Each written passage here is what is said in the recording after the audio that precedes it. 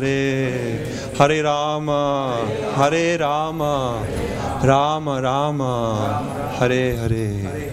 Switch on the light, please. Thank you. A very warm welcome to all of you to our special program tonight. Herzlich willkommen zu unserem Spezialprogramm heute Abend. Versteht jemand kein Englisch? Good, everybody understands English.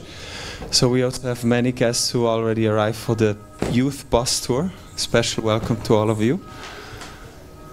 We're gonna have in a few days 80 devotees in this temple. Some Euro youth bus tour will happen, and this temple happens to be the starting point, so all the youth will assemble here, and from here they go on a Euro tour.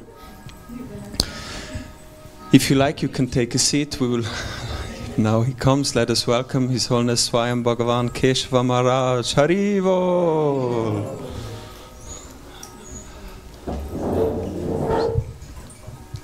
Kann man das Licht vielleicht noch ein bisschen aufdrehen? Yeah, if you like, you can take a seat.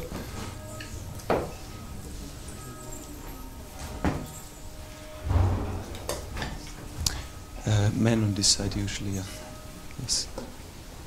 Loco Pavnik, maybe you can go on this side, the Matachis and Prabhus this side. Yeah.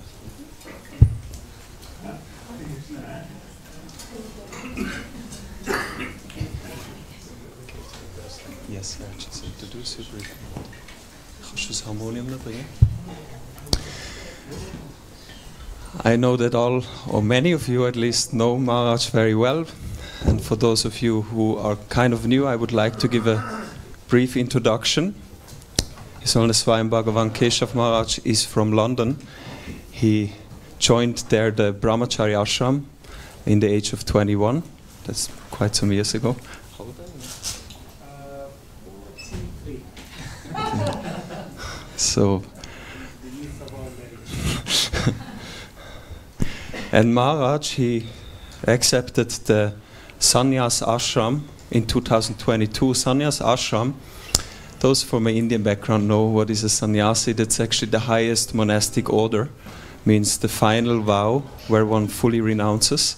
And Maharaj is, of course, already before, but especially since then, he's traveling very extensively and he's sharing wisdom that breathes, meaning spiritual knowledge, not only some intellectual speculation, but really relevant knowledge, wisdom that can and should be applied in everyday life. He's very much encouraging different kinds of people all over the world to practice self-realization, self-development, and we are very, very happy that he came again for the 4th year, if I'm correct. Yeah. He will be staying in this temple for the whole week, up to, unfortunately, Sunday morning. There was a slight change in the schedule. Maharaj, he has to attend the Rath Yatra festival in London, so he will be leaving in the morning. And then he will come back on Monday. He will be traveling up to the Bhakti retreat in Kiental, in the mountains, and there he will stay for the whole week. Thank you, Maharaj, for Thank you so much, Damodar Prasad Prabhu. Thank you so much, everyone, for coming. Really happy to be here with you. And yes, this evening let us discuss something which I think will hopefully be empowering for you. Definitely empowering for me to hear and hear my own voice. Yeah, and let us see how it can help us in our spiritual journey as we try to come closer to Krishna.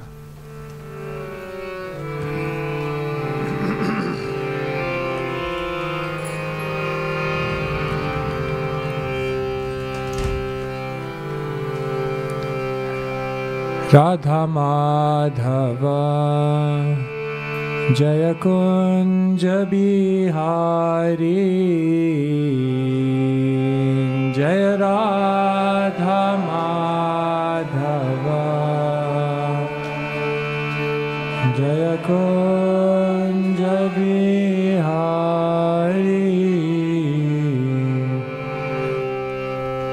Radha Madhava Jaya Kunja Bihari Radha Madhava Jaya Kunja Bihari Gopi Jana Vallabha Jaya Girivardhari Gopi Jana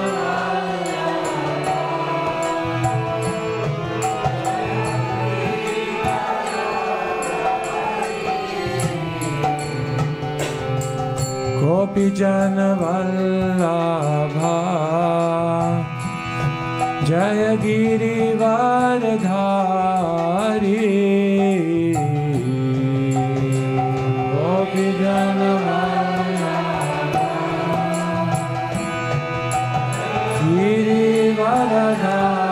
Girivardhari Yashodanandana Jaya Braja Janaranjana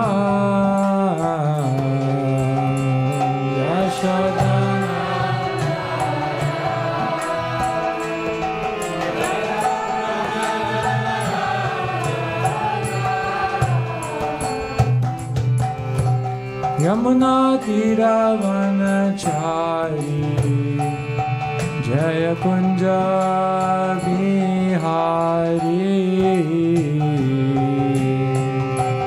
Yamuna Tiravanachari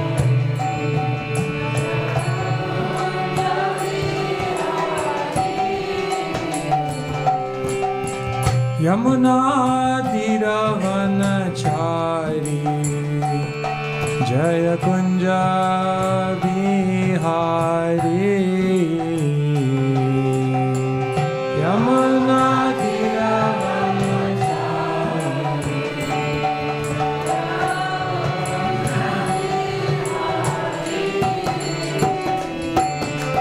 Radha Madhava Jaya Kunja Bihari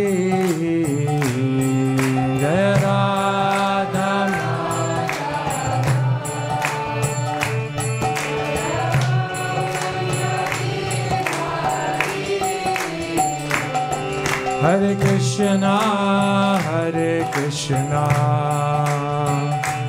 Krishna Krishna, Hare Hare, Hare Rama, Rama Rama, Hare Hare.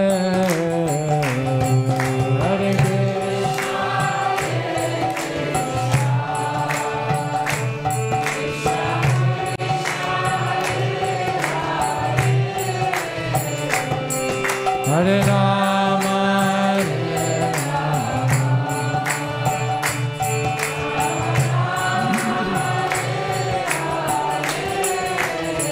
Hare Krishna, Krishna Krishna, Hare Hare, Hare Rama, Rama Rama, Hare Hare, Hare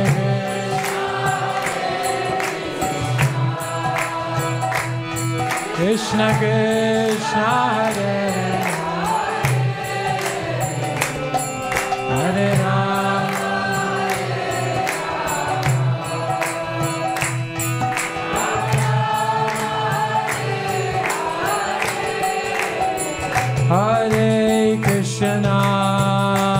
Hare Krishna, Krishna Krishna, Hare Hare, Hare Rama, Rama Rama, Hare Hare, Hare Krishna,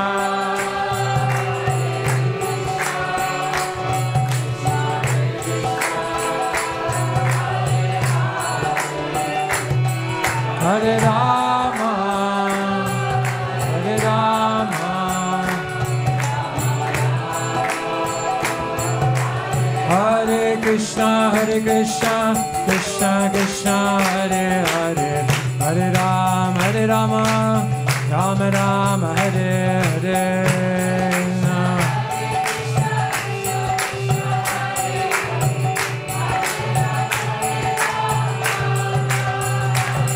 Hare Krishna, Krishna Krishna, Hare Hare, Hare Rama, Rama Rama, Hare Hare.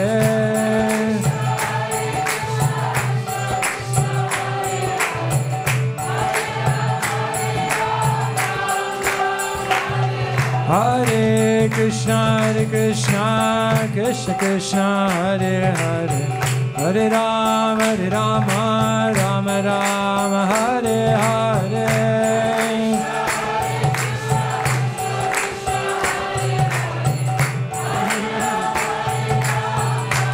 Nitai Gaura Hari Bol, Hari Bol, Hari Bol, Nitai Gaura Hari Bol.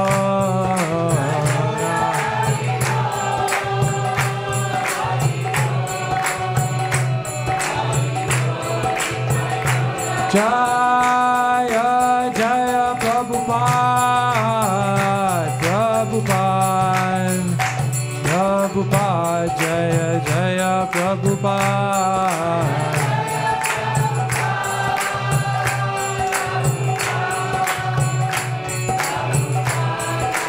Jaya Jaya Prabhupada, Prabhupada, Prabhupada, Jaya Jaya Prabhupada.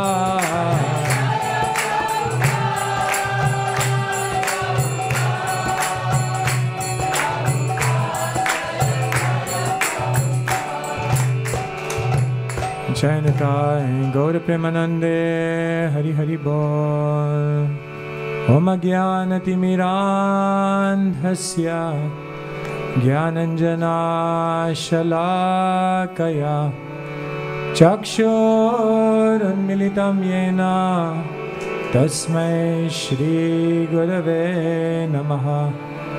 Shri Chaitanya Manobhishtam Stapitam Yena Bhutale Svayam Rupa Kadamayam Dadati Swapadantikam Vandeham Shri Guru Shri Yuta Padakamalan Shri Gurun Vaishnavamscha Shri Rupam Sagrajatam Sahagana Raghunathanvitam Tam Sajivam Sadvetam Savadutam Parijana Sahitam Krishna Chaitanya Devam Shri Radha Krishna Padan Sahagana Lalita Shri Vishakhanvitamscha. He Krishna Karuna Sindhu Dinabandhu Jagatpate Gopesha Gopika Kanta Radha Kanta Namostute Tapta Kanchana Gaurangi Radhe Vrindavaneshwari Vrishabhanu Sute Devi Pranamami Hari Priya Vancha Kalpatarubhyascha Kripa Sindhubhya Evacha Patitanam Pavanebhyo Vaishnavebhyo Namo Namaha. Shri Krishna Chaitanya Prabhu Nityananda Shri Advaita Gadadara Shrivasavi Gaur Bhakta Vrinda. Hare Krishna Krishna Krishna Hare Hare Hare Rama Rama Rama Hare Hare. Shri Harinam Sankirtan ki jai. Srila Prabhupada ki jai.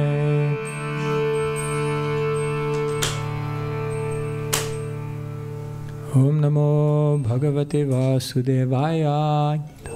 Gita. Om Namo Bhagavate Vasudevaya. Om Namo Bhagavate Vasudevaya.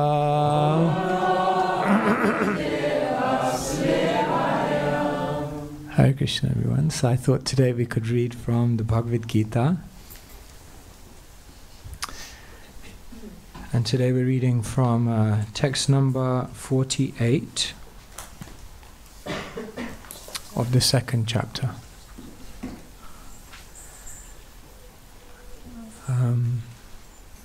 I think you can repeat after me even though you can't see it. You are all Shruti Dharas. Remember by memory. Okay, please try to repeat after me. Yogastha Kuru Karmani Sangam Tyaktva Dhananjaya Siddhya Siddhyo Samo Bhutva Samatvam Yoga Uchyate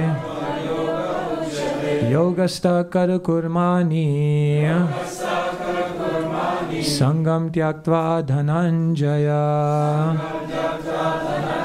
Siddhya Siddhyo Samo Bhutva Samatvam Yoga Uchyate Yogastha Kuru Karmani Sangam Tyaktva Dhananjaya Siddhya Siddhyo Samo Bhutva Samatvam Yoga Uchyate.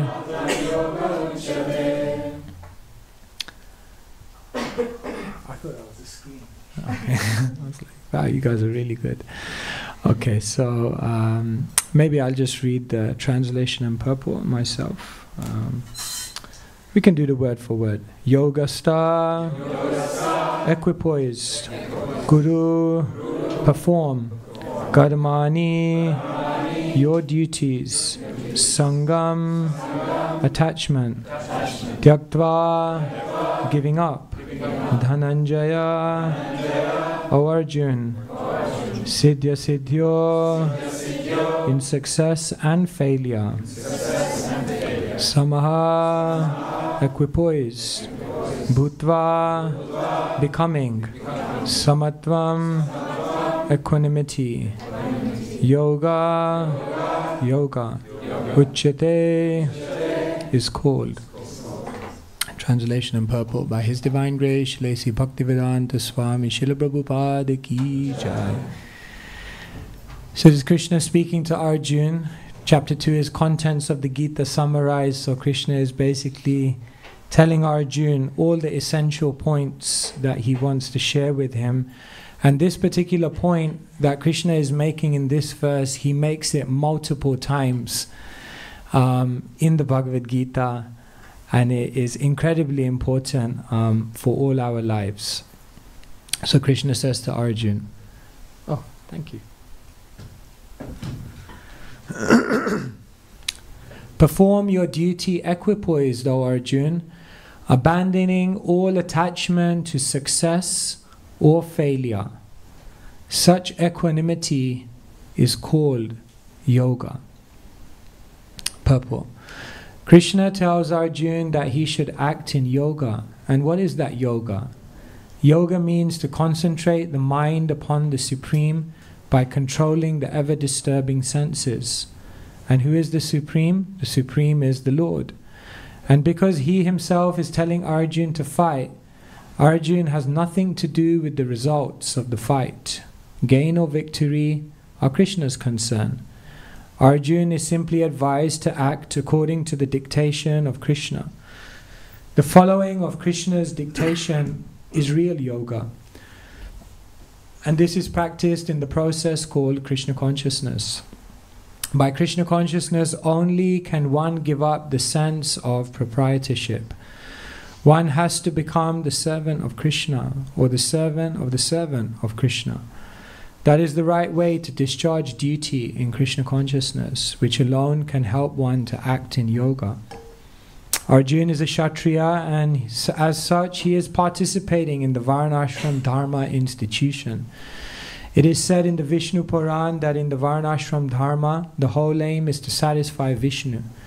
No one should satisfy himself, as is the rule in the material world, but one should satisfy Krishna. So unless one satisfies Krishna, one cannot correctly observe the principles of Varnashram Dharma. Indirectly, Arjuna was advised to act as Krishna told him. Srila Prabhupada ki jai.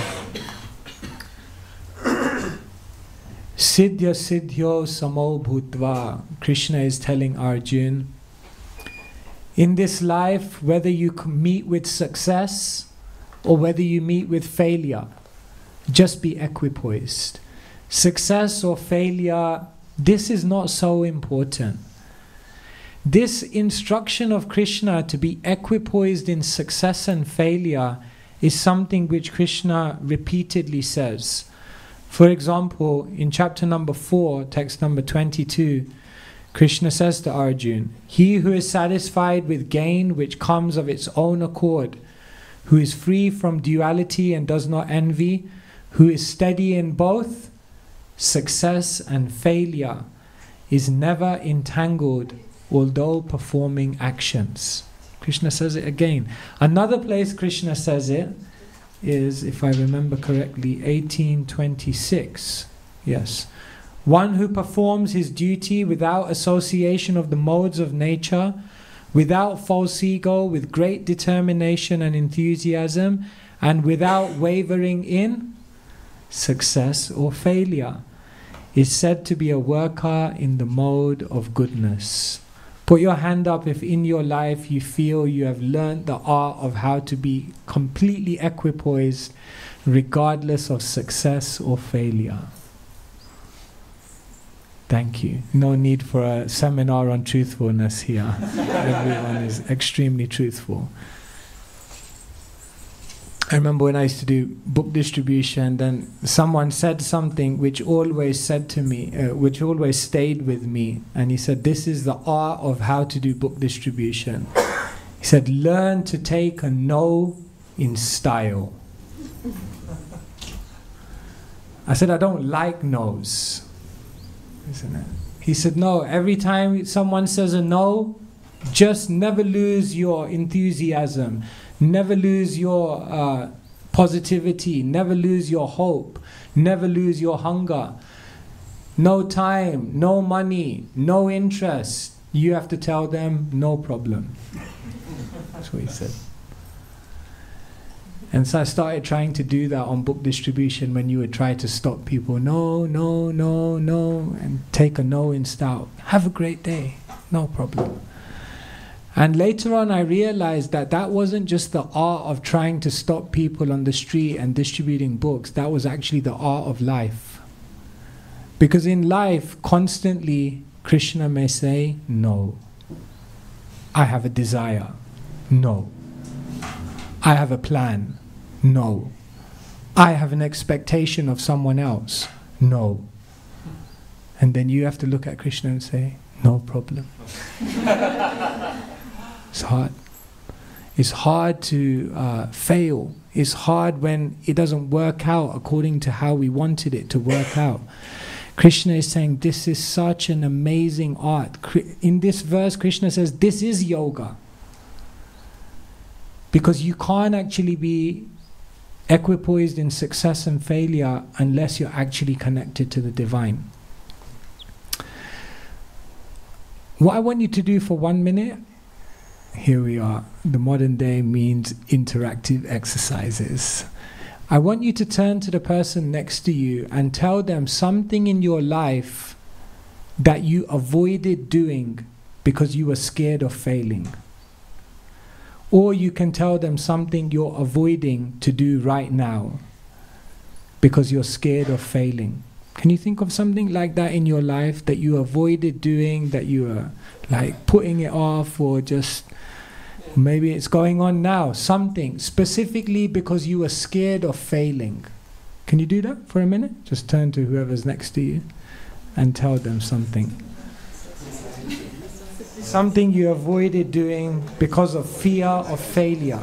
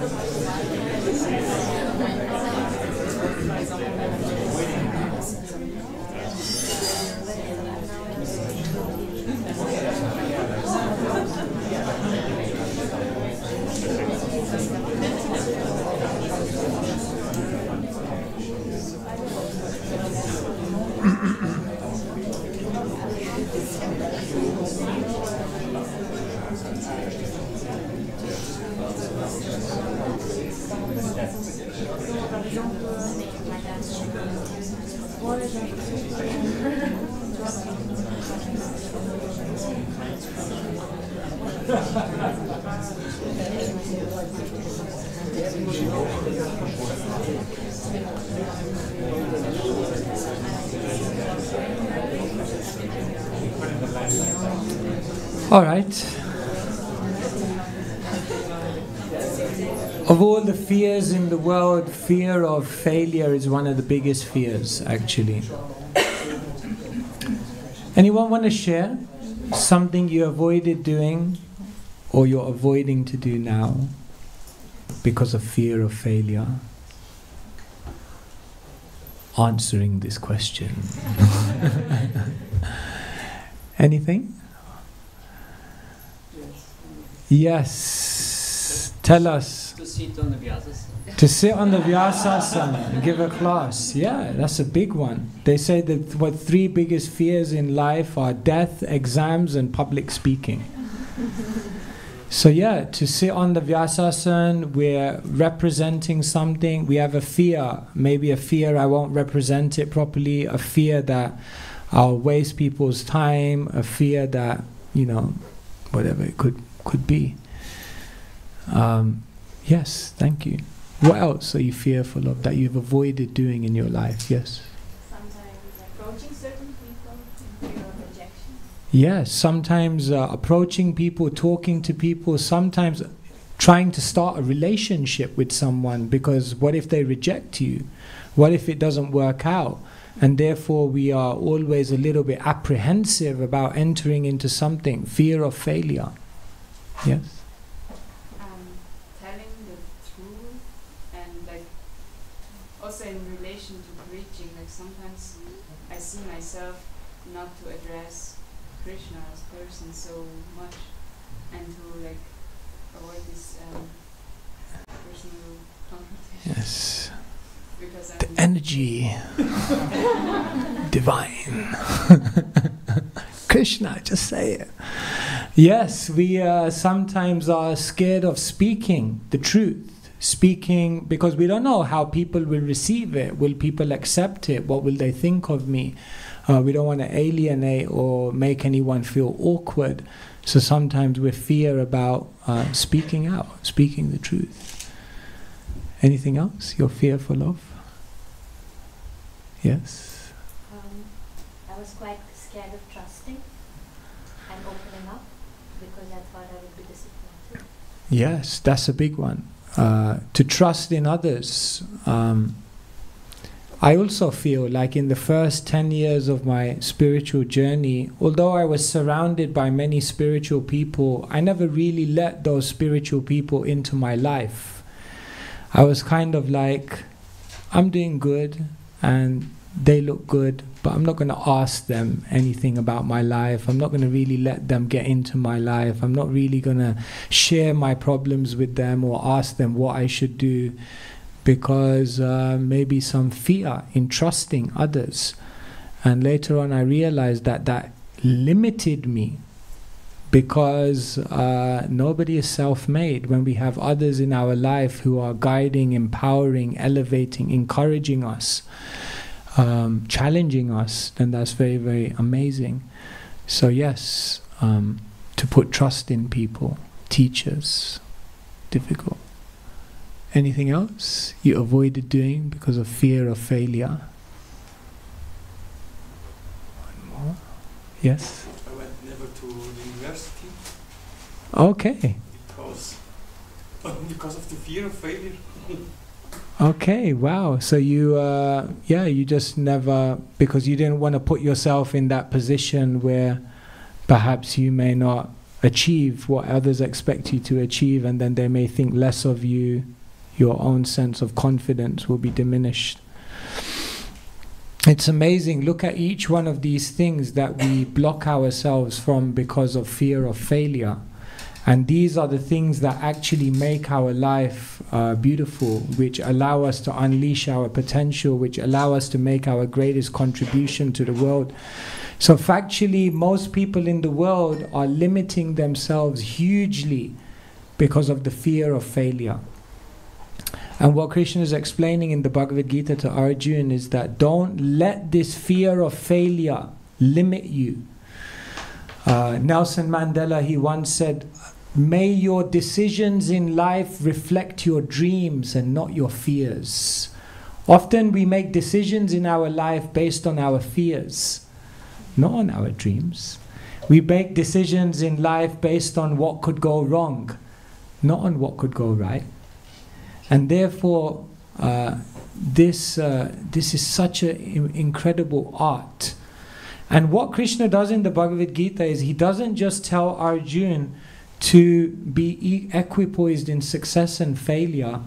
He actually teaches Arjuna through the theology of the Bhagavad Gita 3 very, very powerful things about failure.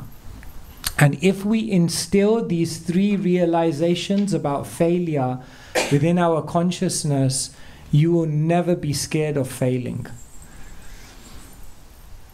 And if you're never scared of failing, then you will meet with actually the greatest success in your life. And so, the 3 things I want to share with you that Krishna tells Arjuna in the Bhagavad Gita is, number 1, failure is not final. Number 2, failure is not bad. And number 3, failure is actually impossible. These are actually deeper and deeper perspectives that Krishna gives to Arjuna in the Bhagavad Gita, in terms of if you ever feel in life that you're meeting with failure, Krishna says, remember these 3 things. The first thing Krishna tells Arjuna in the Bhagavad Gita is that failure is not final. We have this notion in our life that if we try something and we fail, that's it. That's the end of the story. That's the end of the game. That's it. I'm doomed. But what Krishna actually explains to Arjuna is that in your life you never reach a dead end. What Krishna explains to Arjuna is that where you are in your life doesn't determine who you are. Krishna explains to Arjuna that we always have free will. We always have the power to make more decisions. So even if you do something and seemingly you fail, that's not the end of the story, because in that situation you will have many, many more opportunities to go in another direction. And therefore, if you see the Srimad Bhagavatam is full of individuals who were in situations of failure. They made a mistake. They made a bad decision. They were in a very, very difficult situation, and in many cases time was running out, but they turned it around. Because failure is never final. And what we do in our heads is we make failure final. And therefore we block ourselves from moving on the journey, because we think if I do this and it doesn't work, that's the end. But no, that's just part of the journey. Just like now, it was Wimbledon. I don't know if we have any tennis fans here, but Roger Federer, he said something interesting about his tennis career. One of the best tennis players, yeah. Roger Federer played 1,500 matches. Okay? You know how many of the matches he won? What percentage? He played 1,500 professional tennis matches and he won 80% of the matches. What they did is they analyzed all the points. If you counted up all the points that Roger Federer played in those 1,500 matches, do you know how many points he won? If he won 80% of the matches, what percentage of points do you think he won?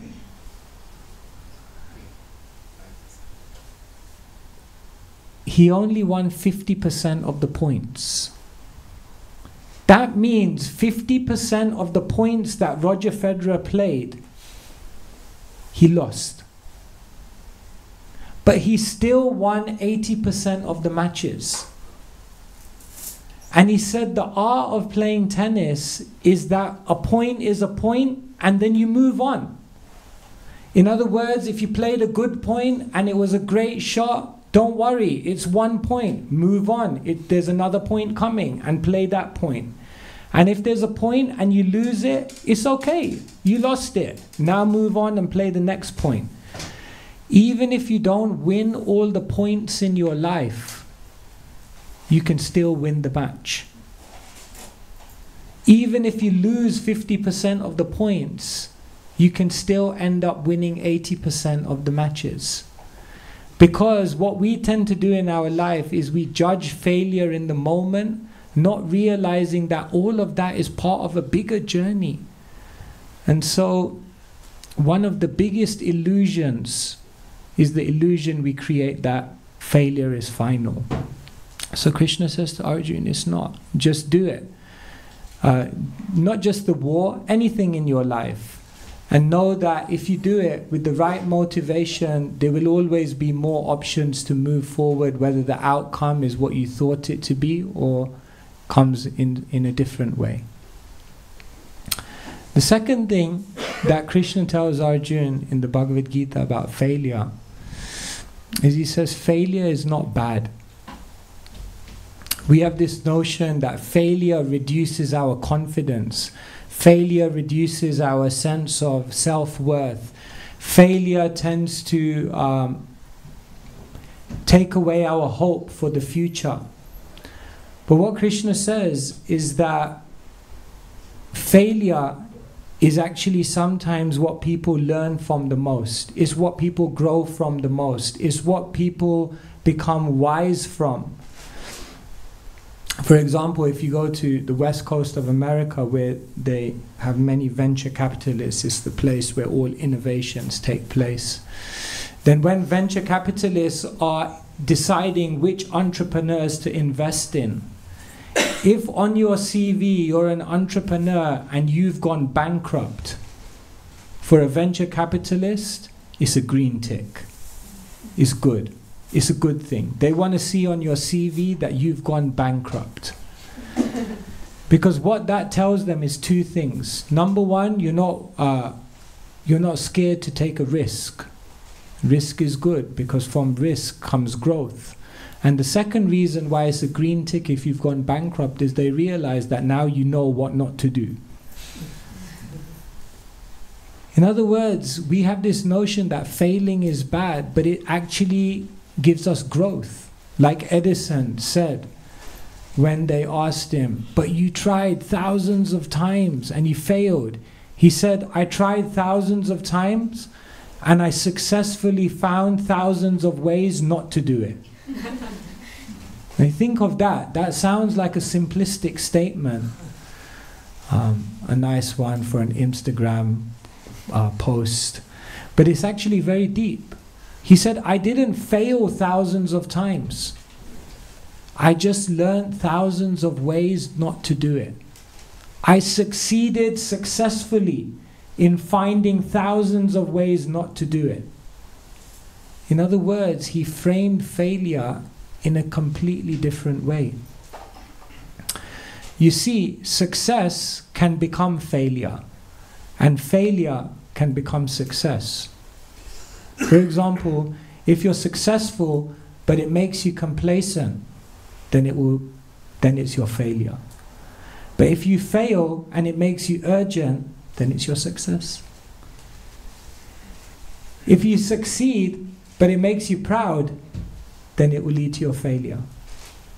But if you fail and it makes you humble, it will lead to your success. If you succeed and it makes you self-centered, thinking you did it, then it will lead to failure.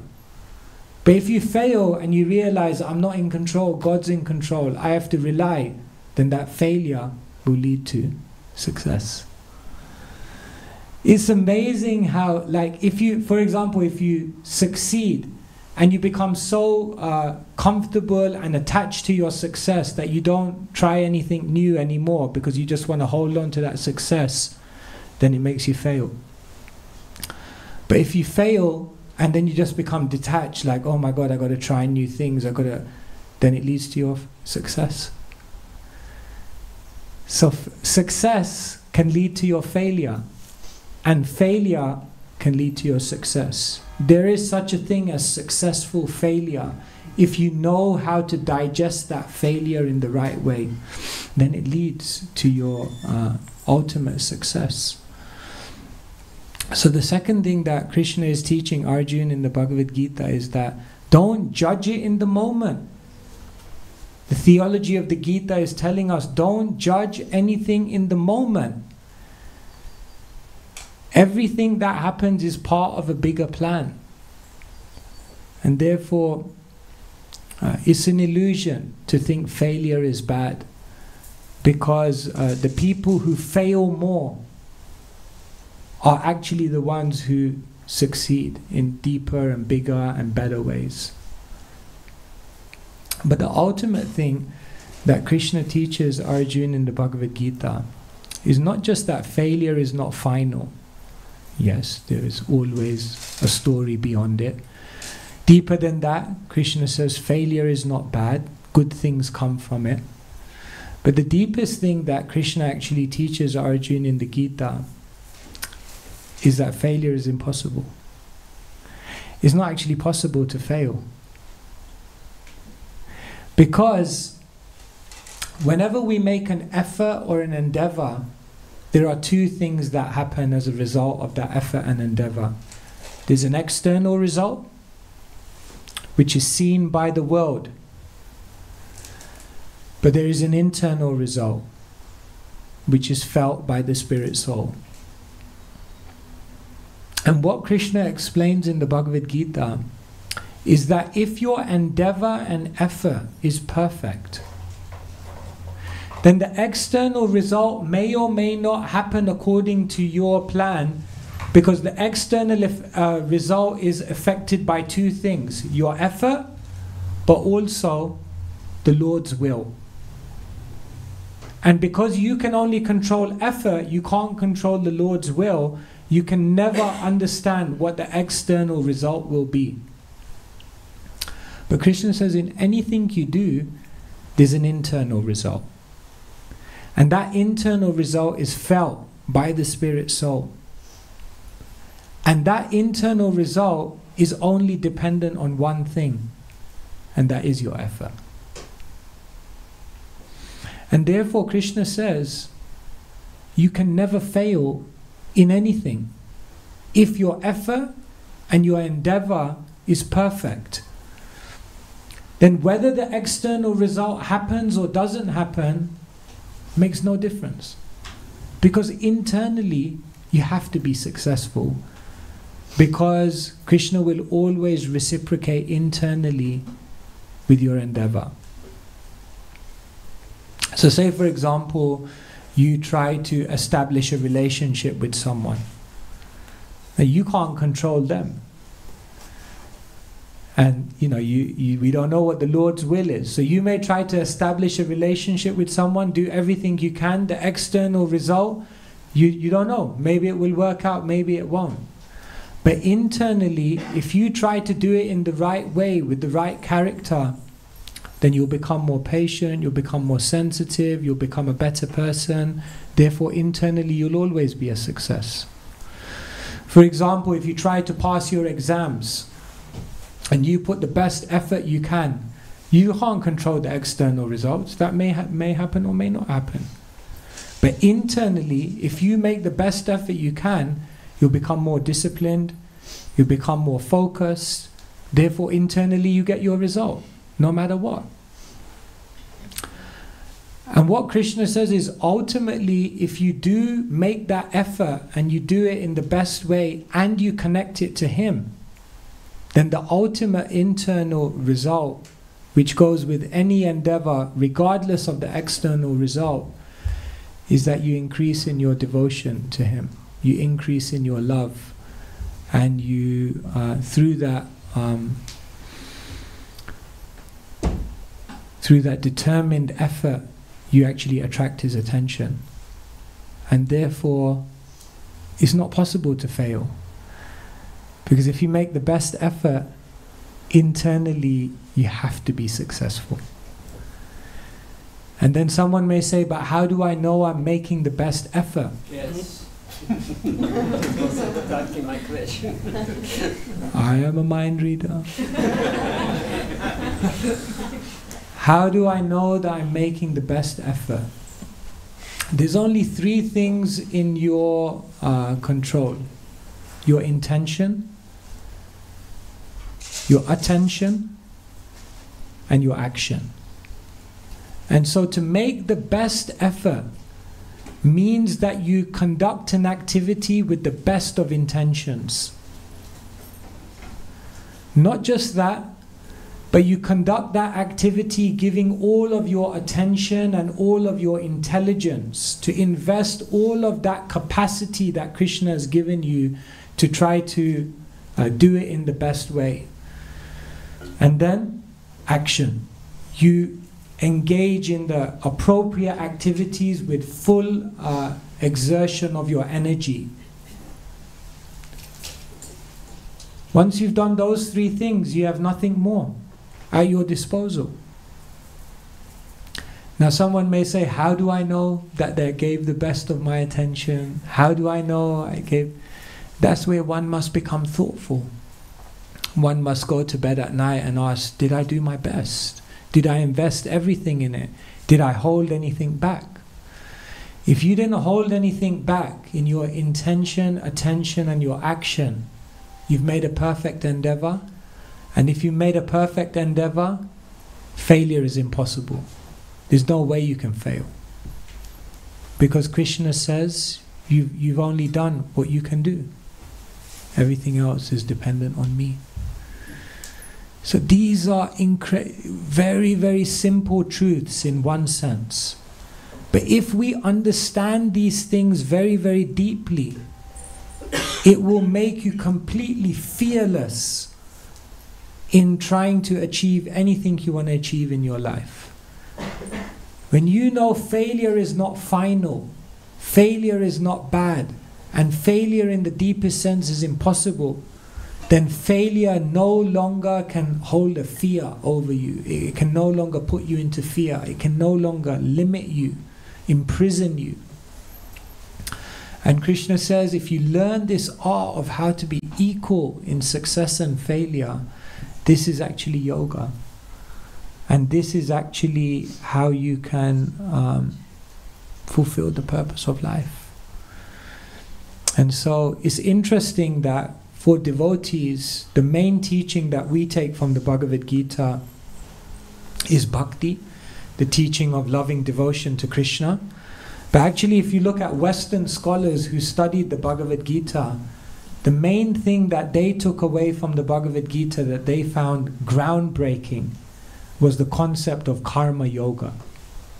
This concept that you just do your duty and you're completely detached from the results, success or failure.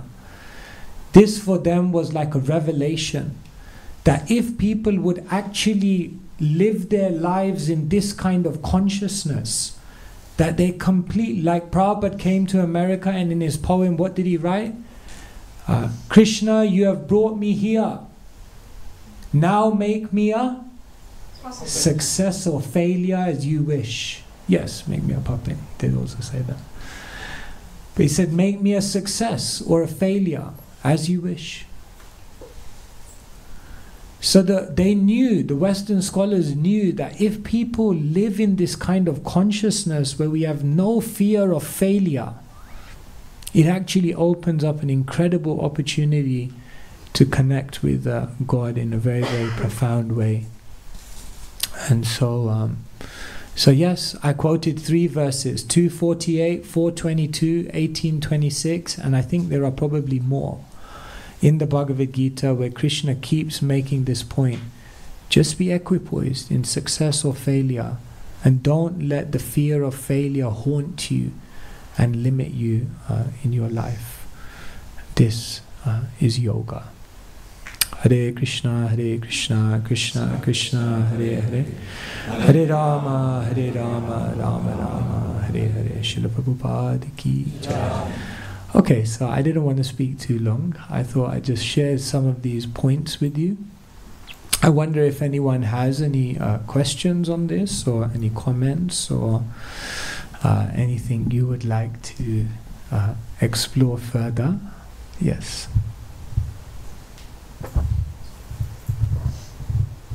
Hi Krishna.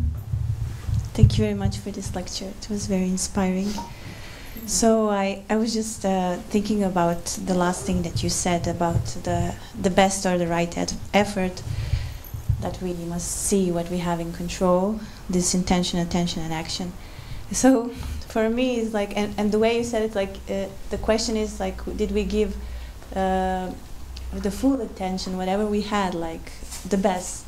But sometimes, so that's my question, sometimes there are days where you just don't have the energy, and you know that you didn't do your best.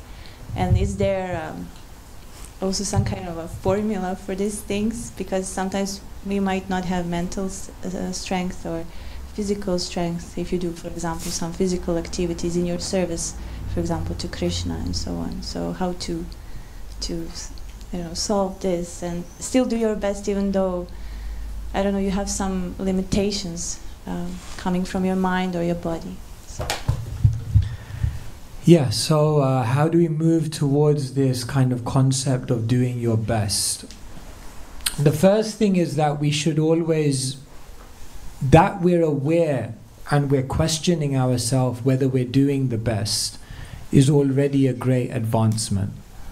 Most people don't even ask that question. Most people don't do that level of thoughtfulness in any activity to really ask themselves, am I doing the best I can? Is there more I could be bringing to this, offering to Krishna? Most of us, we don't even do that kind of internal reflection. So that kind of thinking first, doing that, and that's why things like, I always mention, journaling or reflecting at the end of the day. His Holiness Bhakti Tirtha Maharaj used to write a letter to Srila Prabhupada every single day.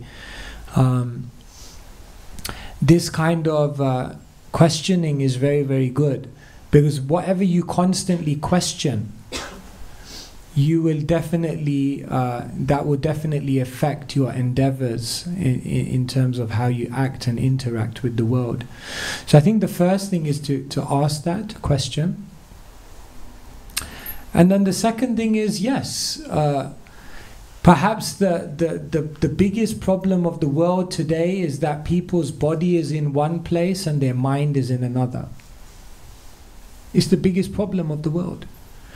They said we were nowhere, and then we advanced, we came somewhere, then we developed technology, we became everywhere, and because now we have technology and we're everywhere, we're constantly elsewhere, and because we're constantly elsewhere, practically we're nowhere. And that's the story of the world we're living in today. Because people are in one place but their mind is somewhere else, and then when they finally reach that place that their mind was thinking about, then they're already in another place. So therefore Srila Prabhupada, what did he say? First become conscious, and then become Krishna conscious. Because factually most people are not even conscious. We're not even in the moment. If we would actually act in full consciousness in the moment, we would see how powerful we could be. It's like a laser. If you've ever seen a laser, when it's just like focus, it can penetrate like anything. So it's an art to be very, very present, to be very, very in the moment. Like now soon in a few days we'll see His Holiness Sachinandan Maharaj, and I really always appreciated him because he was always someone who I felt when I was with him, he was like there, like completely. Like you could be in a room, there could be like hundreds of people, and you know, like he could be the center of like most people's attention, and then he'll come to speak to you and it almost feels like nobody else is in the room. It's just you and him. You bring that kind of presence to an activity, that kind of conscious presence. It's powerful. So I think that's an art that we have to learn. A lot of that is to do with balancing our lives. And then the third thing I would say is that a lot of the reason why we're not present in an activity is because we don't understand the significance of that activity. We're not inspired by that activity, or we haven't created the right habitat within which to perform that activity so we can do it in the best way. And therefore a lot of just being present and giving your full attention in any activity is about doing some of these things. And then one can really really be conscious when they're doing things. So yeah, it's the biggest problem in spiritual life, because we're doing the activity. They say step 1 is the hand, step 2 is the hand and the head, but then eventually it has to become the hand, the head and the heart. So the hand means you're moving, you're doing it. The hand and the head means while you're doing it, you're actually understanding what you're doing, and you're doing it with a kind of conscious awareness of why you're doing it. But then to really bring the heart in, the hand, the head and the heart, those are the 3 aspects which really make something devotional service. And so that is the challenge. Not to necessarily do something amazing, but to really do it with your heart, to really do it with presence. That's a great challenge. Some thoughts? Thank you. Yes? Thank you so much. Hi, perfect. Thank you so much for this lecture. I deeply resonated with this framework on how to go about failure and success. I have put in a lot of effort to use that kind of thinking for my own problems. Specifically, I have a question about something I have figured out, and I would like to know if you resonate with it as well, if you agree or subscribe to that. I have used basically the same questioning of intention, effort,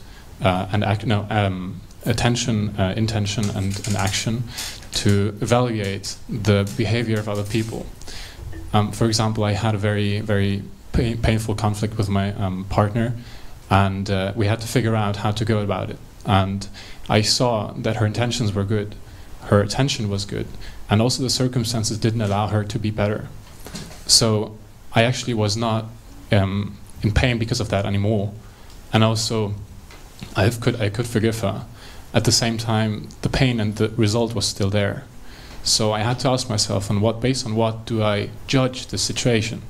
And I've detached it from the result, basically, because I saw intention, attention, and action. So in that regard, I found the solution. Still, I think that the outcome, the result, has to be solved equally from both parties, because it has been an external situation that brought this to us. With our best intentions, we couldn't solve it, so we ended up in a situation where someone got hurt.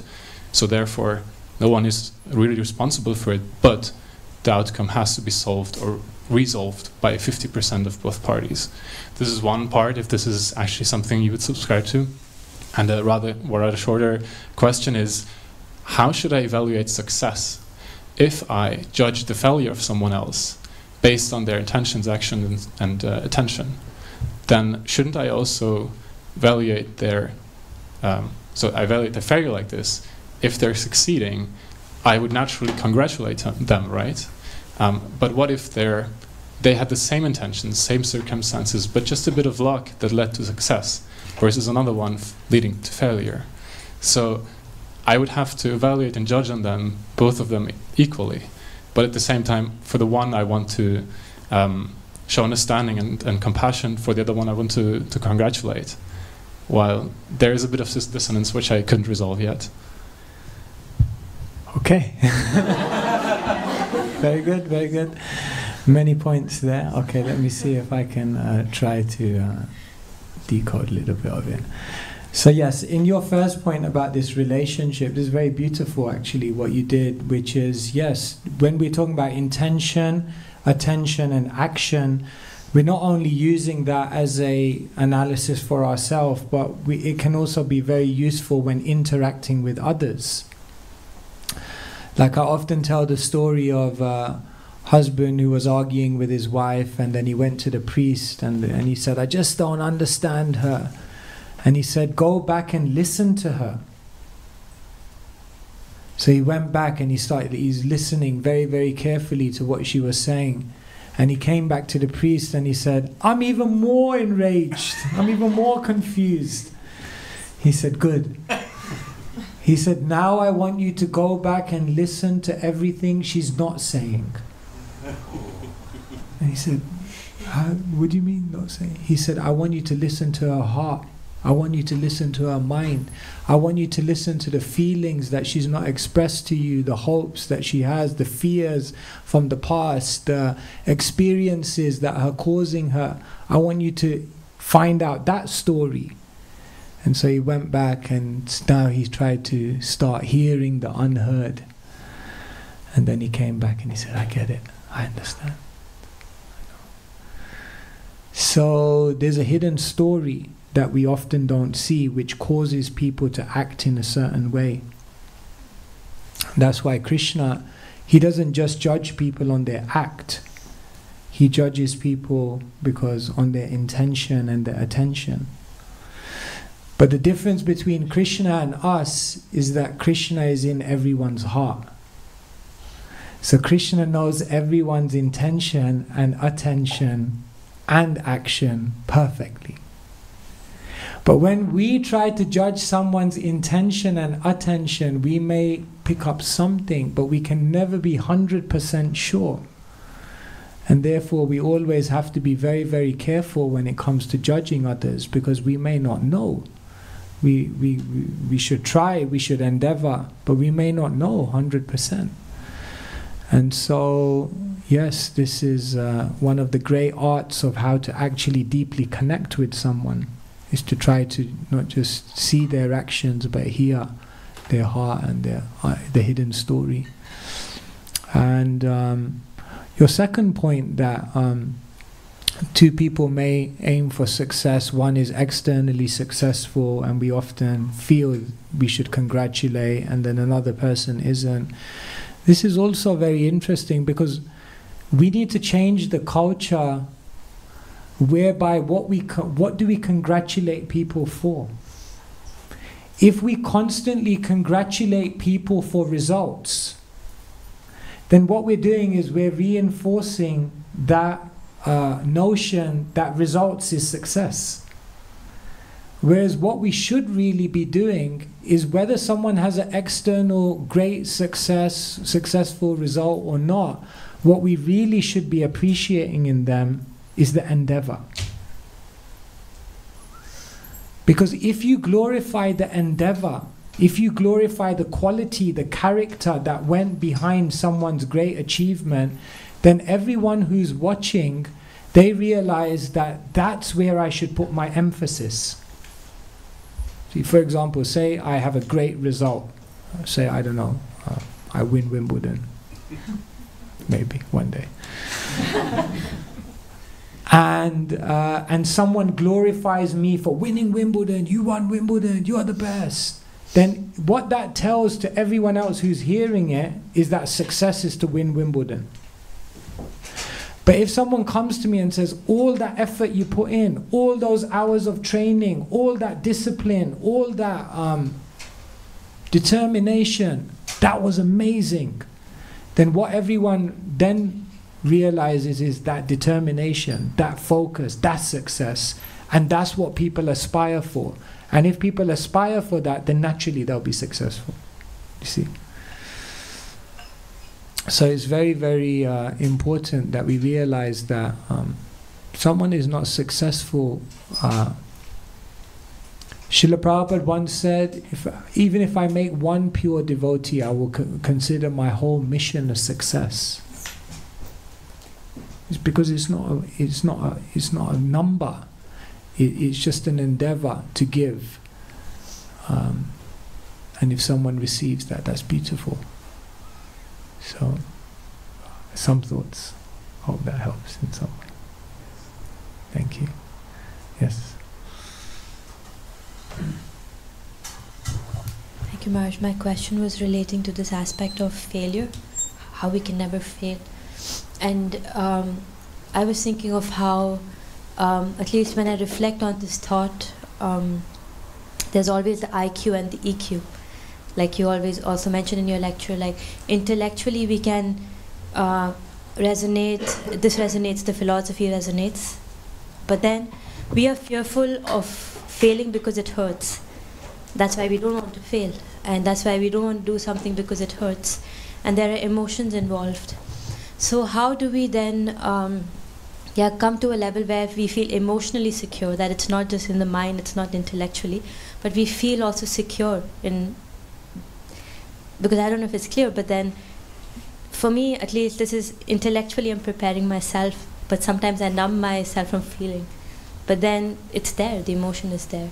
So how do I make myself emotionally intelligent that I feel secure enough that I will never fail? Yeah. So the Ishopanishad says, Om Purnamada Purnamidam Purna Purnam Udachyate Purnasyam Purnamadaya Purnameva Vashishyate. The Ishopanishad says that the Supreme Lord is complete and perfect. All the units emanating from the Supreme Lord are also complete and perfect, and even this phenomenal world is also complete and perfect. So the idea is that we are complete and perfect, but because we've become detached from the Supreme Person and detached from that understanding of our connection with Krishna, we feel a sense of incompleteness. Therefore, everyone in the material world, to a greater or lesser extent, is insecure. So basically, all the souls in this world are walking around and we're all insecure because we don't realize we're perfect and complete. And why don't we realize that? Because we have no full comprehension of the perfect and complete Supreme Person who we're a part of. So therefore, everyone in the world is insecure. Therefore, everyone is looking for attention. Everyone is looking for acknowledgement. Everyone is looking for appreciation. Everyone is looking for acceptance. These are the biggest things that people look for because we're insecure. And therefore, failure is very, very difficult for an insecure soul because it makes them even more insecure. So the only way to become emotionally strong enough to not be deflated by failure, external failure, whatever it may be, is to know that Krishna loves you. It doesn't matter what happens. Krishna loves me. When we have the deep realization that Krishna loves me, then you can never be insecure about anything, because the greatest, you have the greatest gift in your life, which is a connection with the supreme, perfect, complete whole. And so the only way to truly become emotionally stable is to connect your emotions in a relationship of love with Krishna. And to the extent that you're drawing from your relationship with Krishna, then you don't need to draw from anything of this world, but rather you just give, you act. Without, therefore Prabhupada said, make me a success or failure as you wish, doesn't matter. I know Krishna has accepted me. So this is why you can't actually, therefore Srila Prabhupada, this verse says, success and failure, this is yoga. What does yoga mean? Yoga means connection. So only factually when you're completely connected with the Supreme Person can you be detached from all of these emotional roller coasters and feelings of insecurity and inadequacy that come from the different results that we achieve in this world. So we look for a lot of reassurance in this world because we're not assured of our relationship with Krishna. That's the deep root cause of it all. Does that help? Thank you. Anyone else? Mm-hmm. Thank you so much for your lecture, Maharaj. So, in another lecture where you, I think it was the one where you were talking about like to be balanced.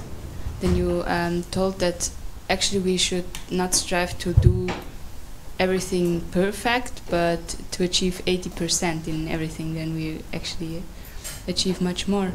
So, how can we see that we don't put like everything into one thing? We don't put our best effort, but then overall we're actually doing the best for ourselves. So for me it's very difficult to really balance that. Okay, there you go. Sometimes you say things and people say contradiction.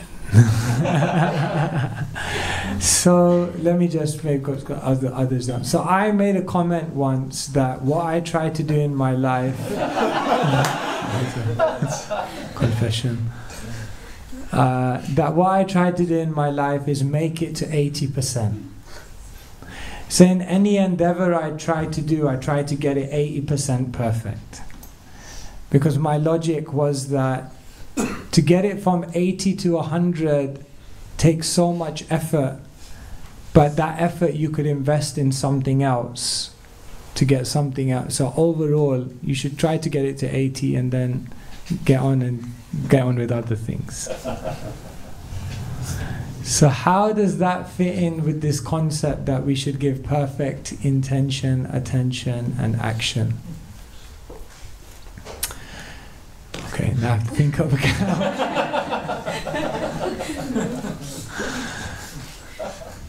there's a practicality and there's a ideal. See, when we're actually perfectly endeavoring and perfectly conscious of Krishna, then we can actually do all things with complete presence. Then we can do all things with complete presence. Like Srila Prabhupada, in every activity, completely present. And every activity was done with that investment of intention, attention, and action. Until we get there, what we're trying to do is just at least get a level of intention and attention in at least pretty much everything we're doing. The reason I said make it to 80% is because our tendency is to gravitate towards things we like and things we, and then just to invest ourselves totally in those things and then neglect the things we don't like and then be really inattentive to other things. So because right now we're not completely in spiritual consciousness where we're able to become completely present in everything, what I recommended is that in all activities, try to get to a certain substantial level of presence. And then what will happen is that naturally, through that, one will then naturally go to higher levels than 80 or 90%. So the idea is to try to become present to a substantial degree in everything you do. Whereas what we do is sometimes we use it as a scapegoat to try and do one thing really well as a kind of excuse to just neglect so many other things. So therefore I was saying that, you know, try to be practical and try to just give time to, you know, to quality time to everything instead of getting sucked into one thing like that.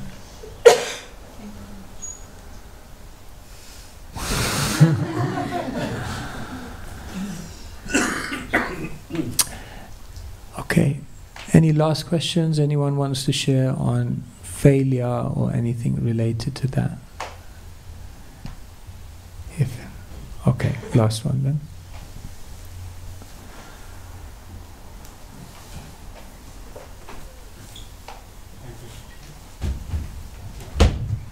Hare Krishna Maharaj. Thank you for the class. You mentioned endeavor and effort. I was just wondering, is there a difference between the two? If there is, what is the difference?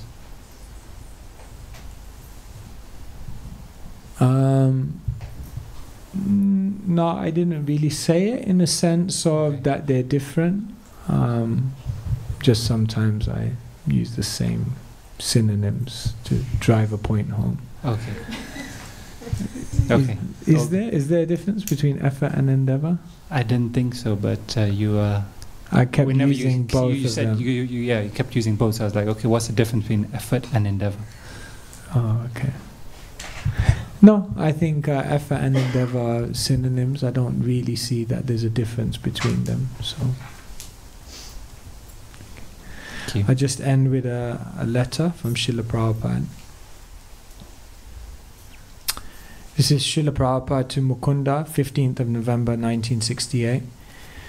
Let us try our best to spread this Krishna consciousness movement with sincerity, and Krishna will give us all facilities. After all, it is Krishna's business. So don't be worried. Do your best, and success or failure doesn't matter. Krishna is absolute, so there is no such thing as success or failure in Krishna consciousness. Or in other words, there is no question of failure in Krishna consciousness.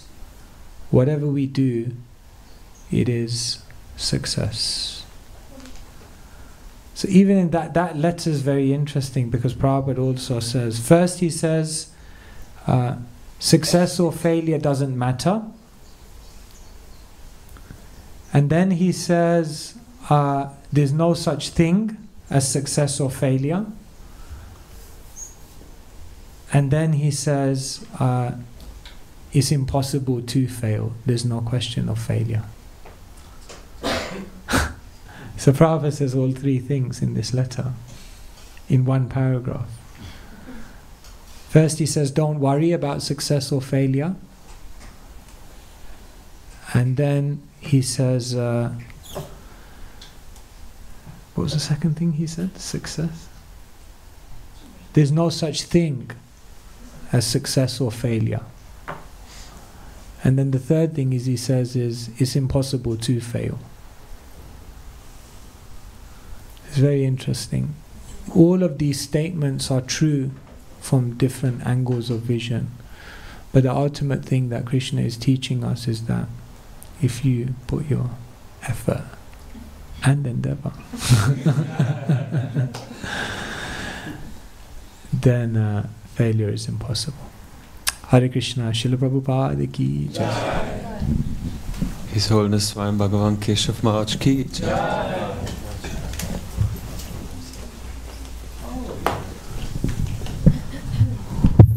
Yes, so just one final announcement.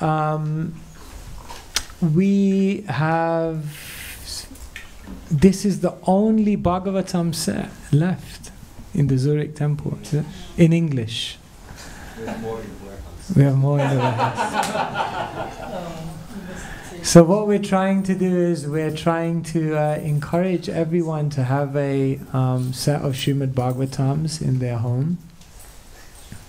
So all of you, many of you are obviously familiar with the Gita. And then we know that the Srimad Bhagavatam is a further exposition. The Gita is Krishna's words, but the Bhagavatam is really all about Krishna's personalities, his different avatars, his devotees. And in 18 volumes, all these incredible stories, philosophical dialogues, and answers for everything you could conceivably encounter in your life are given in these books. So it's mentioned, Krishna Tulya Bhagavata Vibhu Sarvashrai Prati Shloke Prati Akshare Nana Arthakai, that the Bhagavatam is non-different than Krishna, and in every syllable, in every verse, there are many, many meanings which will illuminate your heart. And so we're encouraging everyone to have a Bhagavatam set at home. Put your hands up if you do have a Bhagavatam set at home. That's a nice way of seeing who doesn't. A non-intrusive way of seeing who doesn't. I've made a note. So we're offering, if anyone wants to take a Bhagavatam set today, I don't know, how much is it? Just check. Oh, he's checking. You can give whatever you want until he finds the price. So we're asking if anyone here today would like to take a Srimad Bhagavatam set home. Is very, very auspicious. Is Krishna himself coming into your home. It's said that we're living in Kali Yuga. It's a time of great darkness, but where there is the Bhagavatam, there is great light. And just having the Bhagavatam in your home, it's very auspicious. I just want to say one more thing while that person who's going to say yes prepares to put their hand up. I really want to do a Bhagavatam set today. Sometimes people say, what will I do with all these books? I struggle to read one book. What will I do with so many books? And then I don't want to just keep them on the shelf, and that's also not good. If the Bhagavatam is in your home, then Krishna is in your home, and Krishna is all attractive. So even though we may not think that we will have the time, the energy, you'll find that if the Bhagavatam comes to your home, then because it is Krishna, Krishna will attract you. And you'll begin to pick up the books. It looks like many, many books, but actually if you read 20 pages every day, which doesn't take long because there's verses and you don't have to read all the word for word if you really don't want to. So 20 pages is not much. If you read 20 pages of the Bhagavatam every single day, then you know how long it would take you to finish the whole thing? 2 years. In 2 years you've finished everything. And then we'd give you the next set of books. So it doesn't take much, but the Bhagavatam gives you another whole world to live in. When you've established the connection, you just open the Bhagavatam and you enter into a different world. So, so the Bhagavatam is here. And would anyone like to take a Bhagavatam set today? For a donation, whatever you...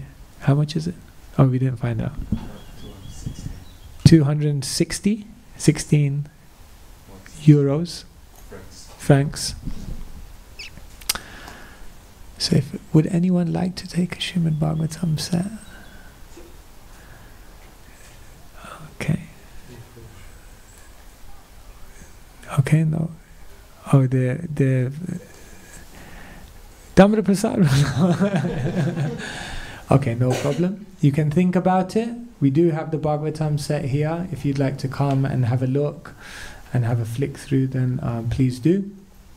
We'll be here for the next few days and they'll be available. So have a think about it, discuss it, and please take advantage of Srila Prabhupada's greatest contribution to the world, which was to translate Srimad Bhagavatam. Thank you very much. Grantaraj Srimad Bhagavatam ki jai. Hare Krishna, His Holiness Svayam Bhagavan Keshava ki jai. Srila Prabhupada ki jai. Thank you so much, Maharaj, for such a relevant topic.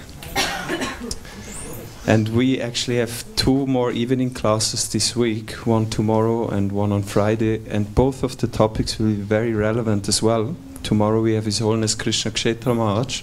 He will speak about the topic cow care, earth care. We know we are in a world there's much concern about the environment, protection of the environment, and Maharaj will present a very ancient Vedic perspective on how we can protect the environment. We know that the cow is sacred in the Hindu culture, in the Vedic culture, so he will speak very deeply about this. And then on Friday we have another class with Maharaj, and he will speak on the power of doing nothing. Right? So please come. It will be a nice follow-up on today. And you are now invited outside to take prasadam, vegetarian feast. Are you here for the first time? Yes. What's your name? I'm Gabor. Gabor. Very nice. So prasadam is food which has been offered. It's a spiritual uplifting food which you always take after the program. Please, if you can also participate. Then tomorrow also, for those of you who can make it to the morning program, we're going to have another Srimad Bhagavatam, the first Srimad Bhagavatam class of Maharaj. And then the upcoming days, we alternate. One day it will be Krishna Kshetra Maharaj, and then again Svayam Bhagavan Keshava Maharaj. I think I said everything for now. Maybe there will be more programs coming up. We'll inform you tomorrow more. So thank you again, Maharaj, for taking this time, enlightening us. And thank you for coming. Hare Krishna. Hare Krishna. Vancha kalpa.